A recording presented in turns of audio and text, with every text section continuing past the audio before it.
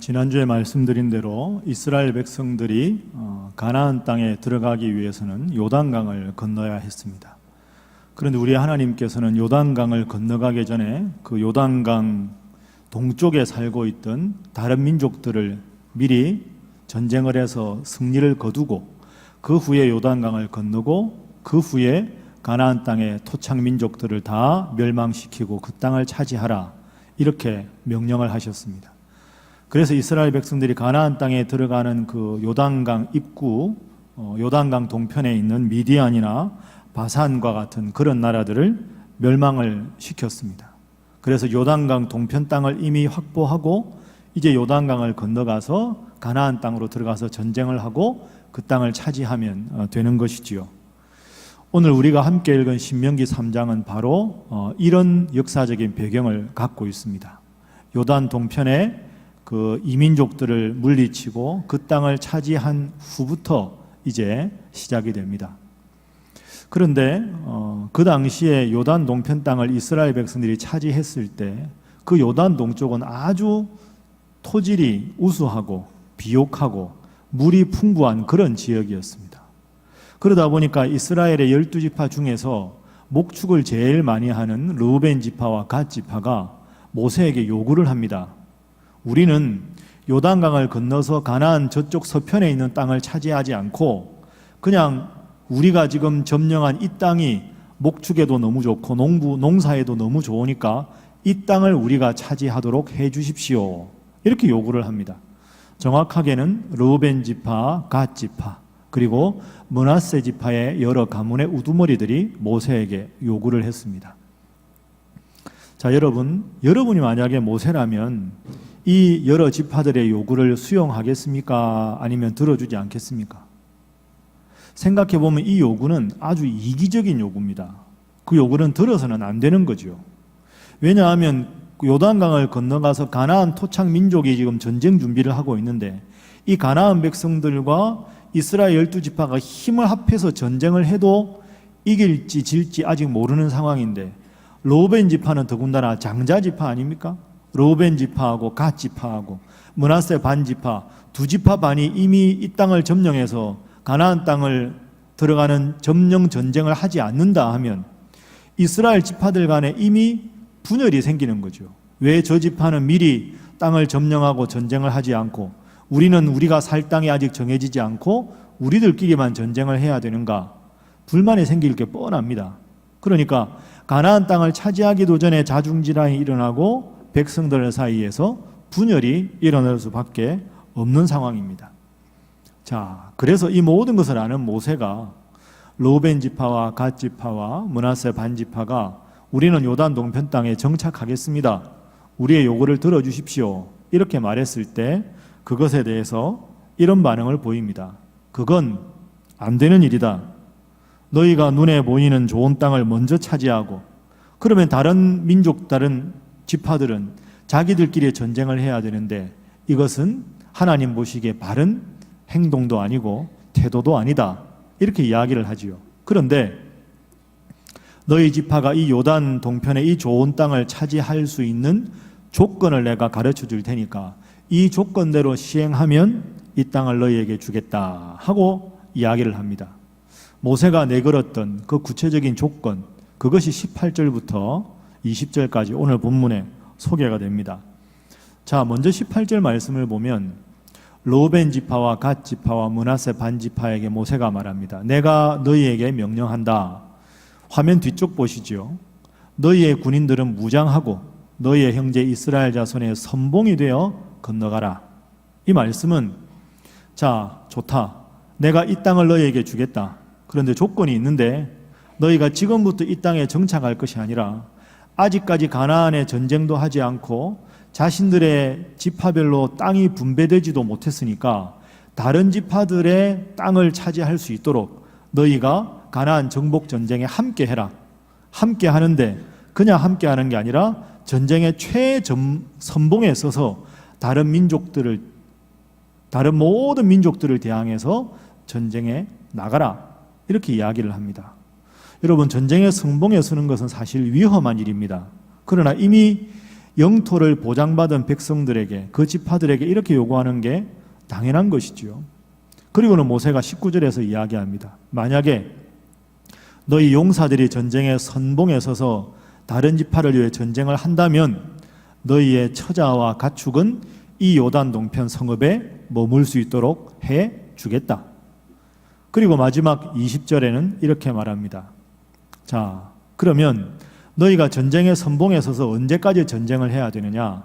가나안 땅을 다 점령하고 그 땅의 모든 땅 분배를 다른 지파들도 다 해서 자신들이 살 땅을 다 정한 다음에 너희는 다시 이 땅으로 돌아와서 이 땅을 너희가 차지할 수 있다. 지금 화면에 보시는 대로 너희는 각기 내가 준 기업으로 이 모든 일을 다 마치고 와서 이 땅을 차지하라. 이렇게 이야기합니다. 여러분 어떻습니까? 모세가 참 지혜롭죠. 이들의 요구를 들어주면서도 다른 모든 지파가 보기에도 합당한 조건을 걸어서 다른 지파를 위해서 전쟁의 선두에 서서 전쟁을 해서 다른 지파들의 불만도 불식시키고 이들이 이 땅을 차지하고 싶다는 요구도 다 들어줍니다. 결국 르우벤 지파와 갓 지파와 므낫세 반 지파는 모세의 명령을 충실하게 따라서 전쟁의 최전봉의 선봉에 서서 전쟁을 다 마치고 다른 지파들이 땅을 다 차지할 수 있도록 한 다음에 돌아와서 이 땅을 차지합니다. 그러니 여러분 이 점을 한번 잘 생각해 보십시오. 이스라엘 지파에는 그 영역의 가운데 요단강이 있지요. 요단강 이쪽 편에는 르우벤 지파, 갓 지파, 므낫세 반 지파, 요단 동편, 요단 서편에는 9지파 반이 영역을 차지했습니다. 그렇지만 중요한 건 요단강을 마주보고 있던 이 이스라엘 백성들은 이 12지파 동맹이 전혀 깨지지 않았습니다. 영역은 달랐지만 사는 땅은 달랐지만 요단강을 보고 서로 마주보고 있었지만 12지파가 한 나라 이스라엘 민족이라는 사실에는 불변함이 없이 변함이 없이 계속 되었습니다. 이것이 이스라엘 민족의 저력이라고 말할 수가 있습니다. 제가 오늘 주보에 여러분 광고 드린 대로 오늘은 제73주년 8.15 기념주일입니다. 1945년 8월 15일에 광복의 기쁨을 맞이한 날을 기념해서 오늘 우리가 예배를 드리고 있습니다. 그런데 저나 여러분이나 사실 어느 해보다 올해 광복절은 느낌이 좀 다른다고 생각합니다. 최근에 물론 약간 소강 상태에 들었지만 4월 27일 남북 정상회담 그리고 6월 12일 북미 정상회담이 개최가 되어서 한반도 역사에 새로운 변화의 계기가 만들어졌습니다. 물론 앞으로 얼마나 남북 관계가 진전되고 한반도의 비핵화와 평화통일이 언제 이루어질지는 아무도 모릅니다. 그러나 작년까지만 해도 미국의 트럼프 대통령과 북한의 김정은 국무위원장이 서로 만나서 한반도의 비핵화에 대해서 논의하리라고는 상상도 못했던 것도 사실입니다. 저는 이러한 역사의 격변의 일련의 흐름을 보면서 이러한 역사적 전환이 이 땅의 모든 백성들에게 이 역사는 정말로 하나님께서 운영해 가시는구나 하는 고백을 함께 할 수 있도록 기도하고 있습니다. 그래서 오늘은 8.15 기념주의를 맞이하는 오늘의 상황과 이 요단강 동서편을 마주보고 12지파가 한 국가로서 잘 지냈던 본문의 상황 이 두 가지를 연결시켜서 오늘 우리가 꼭 기억하고 기도해야 될 세 가지 제목들을 한번 생각해 보도록 하겠습니다. 자, 첫 번째는 오늘 본문과 오늘 상황을 연관시켜 보면 요단 동편 지파의 안정이 우리 대한민국의 번영과 발전과 매우 비슷하다 하는 걸 볼 수가 있습니다. 앞서 말씀드린 대로 르우벤 지파와 갓 지파와 므낫세 반 지파는 이미 자신들이 살 땅을 허락받았습니다. 전쟁에서 승리하고 돌아오면 이 땅을 너희에게 줄 것이다. 나머지 지파는 어떻습니까? 전쟁에서 승리한 다음에 땅을 그때 가서 분배하는 거죠. 여러분 이것은 차이가 있습니다. 자기가 살고 싶은 땅을 요구해서 그 땅을 약속받아서 우리가 전쟁에서 승리하고 돌아오기만 하면 이 땅은 우리 것이 된다 하는 보장을 받고 전쟁터에 나간 것과 다른 지파들은 정말 우리가 가나안 족속과 전쟁에서 승리할 수 있을까? 만약에 승리하면 우리 지파의 땅은 가나안 땅의 어디일까? 비옥한 땅일까? 해변가일까? 아니면 골짜기일까? 산악지대일까? 아무것도 정해진 바가 없습니다. 그러니까 가나안 족속과 전쟁을 함께 출정했지만 살 곳이 이미 정착지가 정해진 이 지파들과 그렇지 않은 이 지파들과는 차이가 있을 수밖에 없었던 거죠. 아마도 9지파 반은 이 2지파 반을 많이 부러워했을 겁니다. 야, 너희 지파는 좋겠다. 돌아오기만 하면 이 비옥한 땅이 너희 땅이 될 텐데 우리는 아직까지 뭐가 어떻게 되는지 전혀 모르겠다. 이런 생각을 했겠지요. 오늘 우리 상황에 적용해 보면 같은 민족임에도 불구하고 북한의 동포들에 비해서 우리 대한민국은 훨씬 더 안정과 부귀와 번영을 누리고 있습니다. 어쩌면 우리 대한민국은 요단 동편에서 이미 거주지를 얻어서 안정을 누리던 새 지파, 그래서 다른 지파들이 부러워하는 그런 환경에 있다고도 해석할 수 있습니다. 사실 우리 대한민국은 하나님께서 큰 번영과 복을 주셨습니다. 그리고 우리 한국교회에도 큰 복을 주셨습니다. 전례 없는 위대한 부흥을 한국교회가 이루었고 우리가 아는 대로 한강변의 기적이라고 불릴 정도로 위대한 경제발전과 막대한 번영을 하나님 우리에게 선물로 주셨습니다. 이 내용은 제가 설교단에서 미리 여러분들에게 다 말씀드릴 필요가 없을 정도지요. 남북 간의 경제력의 차이가 얼마나 커졌습니까? 자, 표 하나로 정리한 내용을 한번 보시지요. 2013년 기준으로 기획재정부와 한국은행에서 발표한 통계입니다. 인구 우리가 2배지요. 국내 총생산 42.5배, 경제 성장률도 2.7배, 국민 총소득 42.6배. 쭉 하나하나 보시면 6.25 전쟁 이후에 비슷했던 경제적인 상황이 얼마나 그 몇십 년간에 하나님께서 큰 번영을 우리에게 주셨는가를 알 수가 있습니다. 자, 그러면 여러분, 왜 하나님께서 우리 대한민국에 이렇게 큰 번영과 복을 주셨을까요? 왜 하나님께서 한국교회 신앙의 자유를 주시고 이렇게 교회 부흥을 주셨을까요? 그럼 이렇게 큰 번영과 복을 받은 우리가 오늘 광복절 기념주의를 맞이하면서 남북의 평화 통일을 위해서 북녘의 동포들을 위해서 평소에 어떤 생각을 하고 어떤 기도를 해야 하나님께서 원하시는 것일까요? 자, 이 질문을 가지고 다시 한번 본문으로 돌아가 보도록 하겠습니다. 요단 동편 땅에 정착하고 싶습니다 했던 그 지파들에게 모세가 했던 말, 자, 우리 다시 한번 18절 말씀을 기억하면서 읽어봅니다. 자, 화면 보면서 읽어봅니다. 시작. 그때 내가 너희에게 명령하여 이르기를 너희의 하나님 여호와께서 이 땅을 너희에게 주어 기업이 되게 하셨은즉 너희의 군인들은 무장하고 너희의 형제 이스라엘 자손의 선봉이 되어 건너가되. 아멘. 너희 지파의 군사들은 무장을 하고 다른 지파들을 위한 가나안 정복 전쟁에 선봉에 서서 전쟁에 앞장서라. 그냥 우리 표현대로 하면 특권을 누리려거든 책임을 먼저 다하라. 그 책임을 다한 다음에야 너희가 요구한 그 요구대로 승낙해 주겠다. 모세가 이렇게 말한 것이지요. 여러분, 사실 전쟁터에서 선봉에 선다는 건 부담스러운 일입니다. 누구보다 목숨의 위협을 더 많이 느끼는 자리 아닙니까?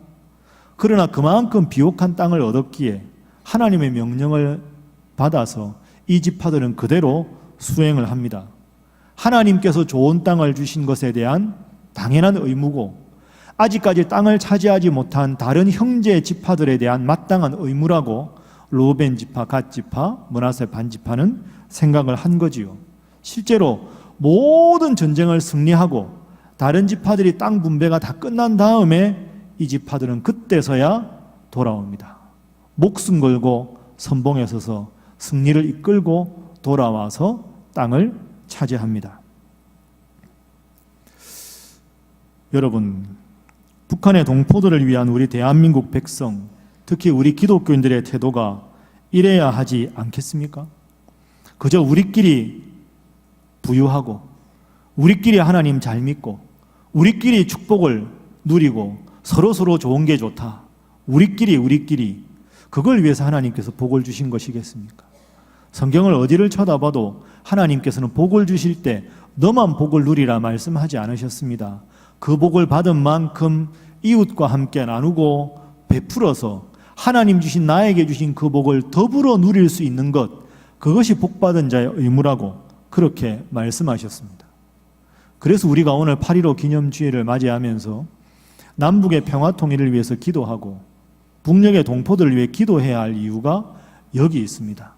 흔히들 남북 평화 통일 이야기하면 언론에서는 통일 비용 이야기를 참 많이 합니다. 얼마만큼 비용이 들까? 그러나 여러분, 우리가 하나님을 믿는다면 평화 통일 문제를 통일 비용으로 다루어서는 안 됩니다. 통일 비용은 경제적인 논리지요. 우리는 신앙인다운 견제를 유지해야 합니다.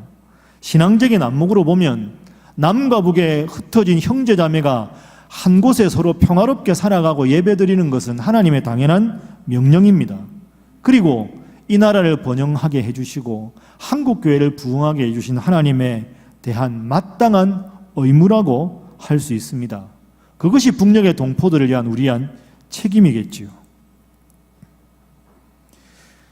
저는 이 설교를 준비하면서 지금의 한국교회가 통일과 그 이후에 북한 동포들을 위해서 북녘의 교회를 위해서 지금 무엇을 준비하고 있나, 이 질문을 한번 깊이 해보았습니다. 대한민국의 교회가 남북 평화 통일을 위해서 북녘의 교회를 위해서 지금 무엇을 준비하고 있나. 물론 각 교회에서 교회 형편에 따라서 북녘에 있는 동포들을 도우려고 노력하고 있습니다. 참 아름다운 일입니다. 그러나 개교회 차원에서 그쳐서야 되겠습니까? 그렇게 해서는 좀 더 효율적으로 효과적으로 북한 선교를 할 수가 없겠지요. 그래서 사실은 한국교회가 연합회 차원에서 북한 교회를 돕고 북한 선교를 준비하는 게 필요합니다. 그러나 여러분 잘 아시다시피 한국교회 하나됨을 위해서 출범한 것이 한국기독교총연합회입니다. 이른바 한기총이라고 합니다. 한기총은 지금 유명무실해졌습니다. 그 이후에 여러 연합기관이 들어섰지만 그것도 우리가 보기에 참 안타까운 모습을 보이고 있는 것도 사실입니다. 연합회뿐 아닙니다. 우리 교단을 보아도 마찬가지입니다. 교단이 좀 더 정책적으로 미래지향적으로 남북의 평화통일을 위해서 한국의 장자교단으로 지금 무엇을 미리 준비해야 될까를 심도 있게 논의하고 그걸 교단사나 각 교회 그리고 각 노회 함께 협력을 구해야 되는 상황인데 그런 모습이 많이 보이지 않는 것 같아서 참 안타까운 마음입니다. 각 교회를 보아도 연합회를 보아도 총회를 보아도 안타까운 모습이 많습니다.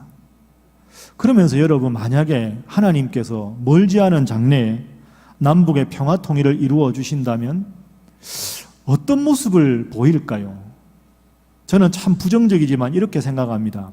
갑자기 남북 통일이 이루어지면 우리나라의 이른바 초대형 교회가 제2의 예루살렘이라고 불리는 평양에 자신들의 지교회를 건축하려고 애쓸 겁니다. 지금 있는 그 교회 이름을 그대로 따서 평양에 큰 가장 상징적인 도시에 자신들의 교회 이름을 따서 교회를 짓는 것이지요. 여러분, 그것은 단연코 북한 교회를 망치는 일입니다. 천국에 무슨 교파가 있습니까? 내 교단, 내 교파의 교회를 어느 지역에 몇 개 세우느냐 하는 것은 잘못된 교파 이기주의지요.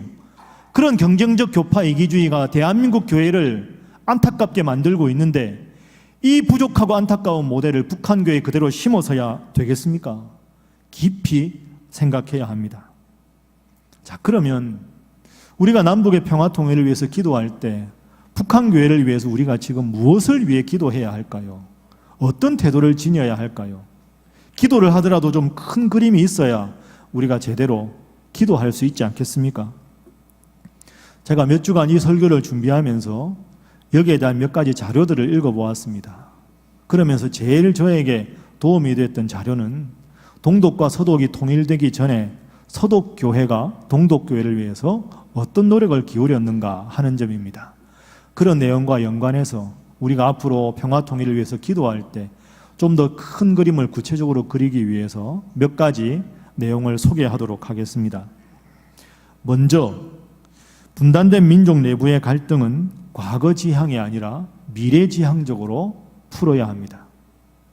지금 남과 북이 대치되어 있는데 우리가 지금 남북의 평화로운 분위기 속에서도 과거의 6.25 전쟁과 당시 북한 공산군의 그 폭력적이고 반인륜적인 파괴와 살생의 경험을 간과해서는 안 됩니다.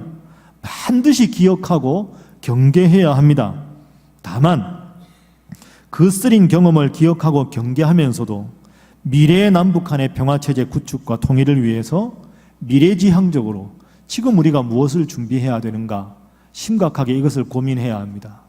과거의 적대적인 관계를 경계하는 것은 필요하되 그 경험 때문에 미래의 평화 통일에 대한 여러 가지 노력을 무조건 재단하고 부정적으로 선입관적으로 판단하는 것 또한 잘못된 태도이기 때문입니다. 예를 들어서 동서독이 통일되기 전에 이미 동독과 서독의 교회는 지역별로 교회별로 자매결연을 많이 맺었습니다. 그래서 제가 통독 전에 통계를 보니까 동독 교회를 위해서 서독 교회가 17년간 지원해 준 금액이 무려 33조 원이었습니다. 또 절기만 되면 부활절이나 성탄절이 되면 버스나 트럭에 온갖 선물 꾸러미를 가득 싣고 서독 교회가 동독 교회를 방문해서 그 선물을 나누었다고 합니다. 물론 여러분 오해하지 마십시오. 북한의 교회의 상황을 전혀 정확하게 알지 못하는 상황에서 무조건 서독처럼 일방적으로 퍼주기가 필요하다는 말이 아닙니다. 중요한 것은 통일의 그 순간을 무턱대고 아무 손 놓고 기다릴 것이 아니라 남북의 평화 통일을 위해서 좀 더 근본적으로 미래지향적으로 준비해야 될 것이 무엇인지를 구체적으로 계획하고 전문가의 조언을 얻어서 통일의 그날을 구체적으로 준비하면서 기다리는 그런 하나님의 지혜가 필요하다는 것이지요. 그런 것이 없다면 아까 말씀드린 대로 우리 대한민국 교회의 교파 분열이 북한 교회에 그대로 이식될 수 있는 위험이 있기 때문입니다. 그러면 북한 교회를 위해서 앞으로 바람직한 교회 모델이 어떤 모델일까? 여러분이나 저나 이게 제일 큰 고민입니다. 제가 공부하면서 여러분에게 한 가지 모델을 소개하겠습니다. 저는 이런 모델이 앞으로 북한 교회를 위한 바람직한 모델이라고 생각합니다. 한마디로 정확하게 용어를 정하면 교회가 마을 복지의 중심이 되는 연합교회입니다. 교회가 그 신화군의 마을 복지의 중심이 되는 연합교회. 예를 한번 들어보겠습니다. 여러분 잘 아시는 대로 우리나라는 어디 가도 교회가 있습니다. 그리고 어느 시에 가든 어느 군에 가든 시 기독교 연합회, 군 기독교 연합회가 초교파적으로 있습니다. 이단을 제외하고 건전한 교단들은 다 신화 군 기독교 연합회에 속해 있습니다. 그러면 우리 대한민국의 신화 군 기독교 연합회가 북한에 있는 신화 군 기독교 연합회와 서로 자매결연을 맺는 겁니다. 어느 군이 어느 군과 자매결연을 맺을 것인가 하는 것은 연합기관에서 전문적으로 다 평가를 해서 정하면 되겠지요. 그렇게 해서 대한민국의 신화군 기독교 연합회가 북한 교회를 위해서 그 마을의 가장 중심이 되는 지역에 교회를 지어주는 겁니다. 특정 교파의 이름을 딸 필요가 없겠지요. 제 생각엔 그냥 소박하게 그 마을 이름을 따서 그 마을 이름 뒤에 교회라고 지으면 좋으리라 생각합니다. 그것은 우리나라 시군 기독교 연합회에서 함께 헌금해서 예배당을 지으면 되겠지요. 그리고 그 예배당에 반드시 해야 할 일이 있습니다. 여러분 잘 아시는 대로 지금 북한의 각 마을에는 복지시설이 있지만 시설이 제대로 갖추어지지 않은 보건소, 타가소, 모자보건진료소, 유치원, 학교 이런 곳이 있습니다. 유명무실합니다. 어떻게 해야 할까요? 우리 시군 기독교 교회 연합회에서 그 복지기관이 자기 역할을 할 수 있도록 재정을 지원하고 프로그램을 지원하고 인력들을 파송해서 그 복지가 잘 되도록 하는 거지요. 그리고 그 모든 복지의 중심이 그 마을에 세운 연합교회가 되는 겁니다. 그 교회가 유치원을 돕고 그 교회가 모자보건 진료소를 돕고 힘들고 어려운 건 대한민국의 교회와 연결해서 그 마을들이 이 교회를 중심으로 모든 복지기관들이 바로 서게 하는 거지요. 그러면 북한 주민들이 얼마나 고맙겠습니까? 교회가 들어서고 교회 때문에 복지기관이 잘 되고 그래서 그들의 마음이 열리고 교회가 있는 것에 감사하게 되고 그렇게 되면 대한민국 교회의 사랑과 헌신을 고마워하면서 그들도 하나님을 믿는 사람들이 점점 많아져서 교회가 더 부흥할 수 있지 않겠습니까? 그것이 저는 바람직한 북한 선교와 북한 교회를 향한 모델이라고 생각합니다. 그리고 아울러 북한 주민들을 지원할 때에도 그동안의 경험에 비추어서 현금이 아닌 현물이나 현품으로 해야 한다고 생각합니다.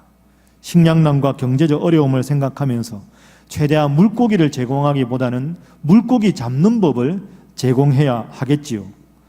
예를 들어 지금도 몇몇 교회가 하고 있는 빵 공장이나 국수 공장을 짓는 겁니다. 그래서 북한 주민들이 의존을 계속해서 낳기보다는 북한 동포들의 자립을 지원하는 방향으로 교회가 이런 일을 전문가적인 도움으로 국가 시책과 연관해서 투명하게 원칙에 맞게 바르게 집행될 수 있도록 노력해야 하겠지요. 이렇게 노력해서 연합해서 효과적으로 북한 주민들을 지원하다 보면 북녘에 교회가 든든히 서가게 되고 북녘의 동포들이 하나님께로 돌아올 수 있으리라 생각합니다. 우리 교회가 말씀과 함께 프로그램을 통해서 6월부터 8월까지는 북한에서 나온 목숨 걸고 나와서 신학을 공부하는 신학생들을 지금 돕는 선교 헌금으로 보냅니다. 저는 그런 꿈이 있습니다. 우리 교회가 말씀과 함께를 통해서 거둔 그 선교 헌금이 얼마 되지 않는다 할지라도 그들이 여기서 열심히 공부해서 앞서 말씀드린 마을의 중심이 되는 교회 담임 목회자가 되어서 북녘 땅을 살릴 수 있는 참 훌륭한 인재가 되면 얼마나 하나님 기뻐할까? 그것이 하나님 기뻐하는 우리 신일교의 모습이 아닐까 생각합니다.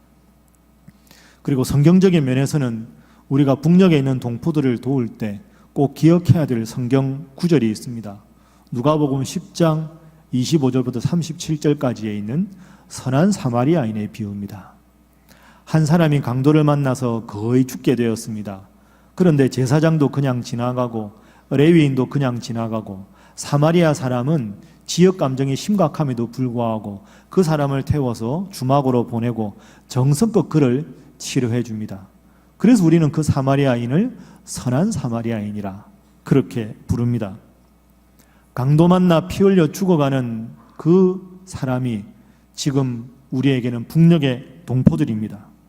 강도 만난 북녘의 동포들을 돕되 율법주의와 종교적 형식주의에 충실한 레위 사람이나 제사장처럼 체제가 싫기 때문에 나와는 다르기 때문에 도울 수 없다고 핑계하며 도피하지 말고 선한 사마리아의 사람처럼 체제 갈등에도 불구하고 또는 북한의 지도자들과 그 체제를 분명히 반대하면서도 희생당한 동포의 사정이 너무나도 가슴 아파하며 지혜롭게 선을 베푸는 신앙의 결단이 필요하다고 생각합니다.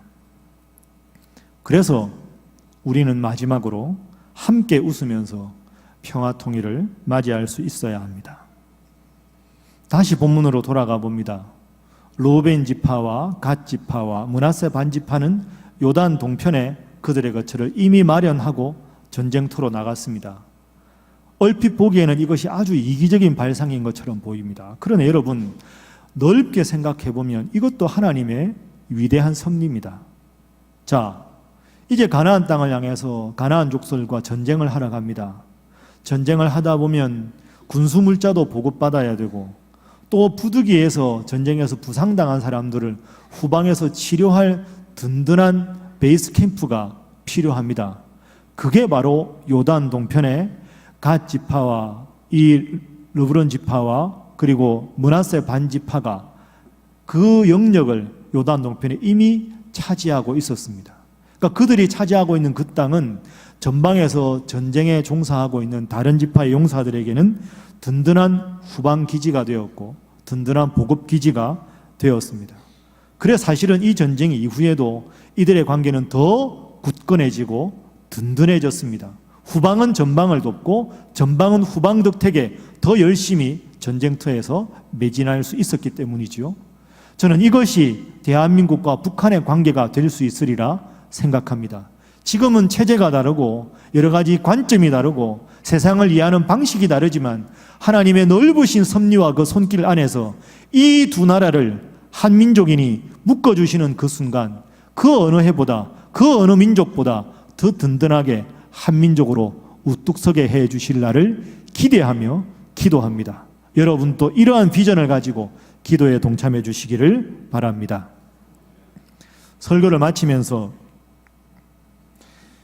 우리가 북한을 생각하고 북한 교회를 돕고 북한 선교를 생각할 때마다 늘 마음에 명심해야 되는 본문 하나를 여러분에게 소개합니다.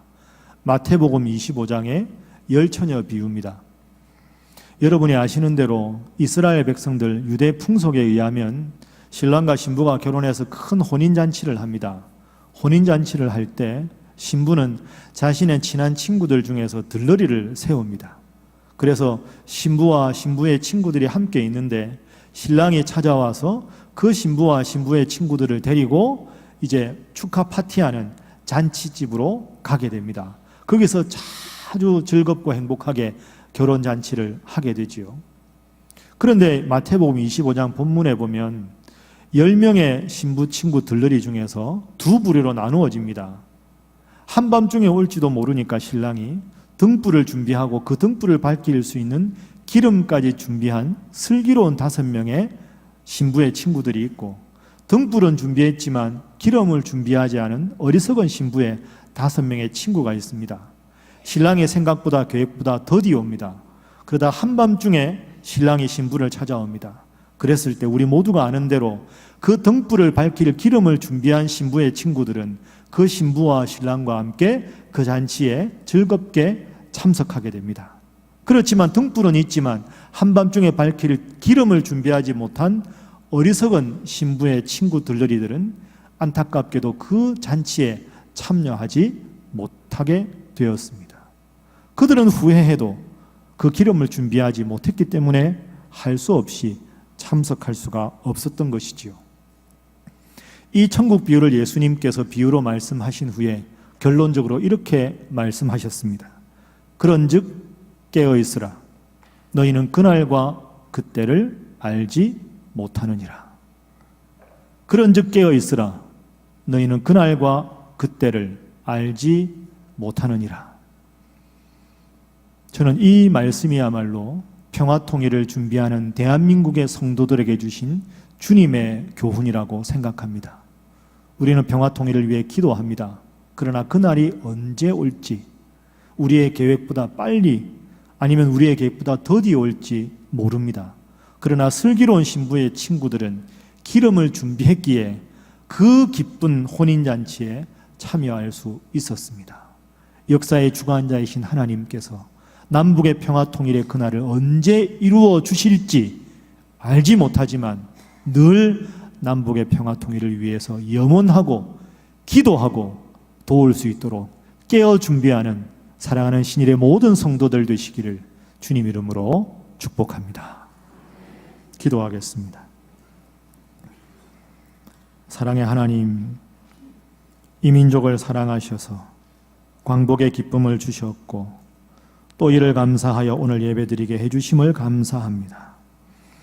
주님께서 보여주신 대로 오늘 본문의 요단 동편 땅에 거하던 지파들이 보여준 대로 주님께서 주신 복과 은혜와 번영을 북녘의 동포들과 나누고 섬기는 일에 쓰게 하여 주옵소서. 하나님, 먼저 된 자의 특권이 굴림의 특권이 아니라 섬김의 특권인 것을 기억하게 하시고 이 민족을 사랑하셔서 남북의 평화통일을 위해 깨어 기도하며 준비하는 저희들이 되게 하여 주옵소서. 사랑의 주님, 멀지 않은 미래에 남과 북의 동포들이 손에 손을 잡고 이 아름다운 예배당에 모여 아리랑 선율에 맞추어 주님을 찬양하는 그 광경을 기대하며 깨어 기도하는 사랑하는 신일의 모든 성도들이 되게 하여 주옵소서. 예수님의 이름으로 기도하옵나이다. 아멘.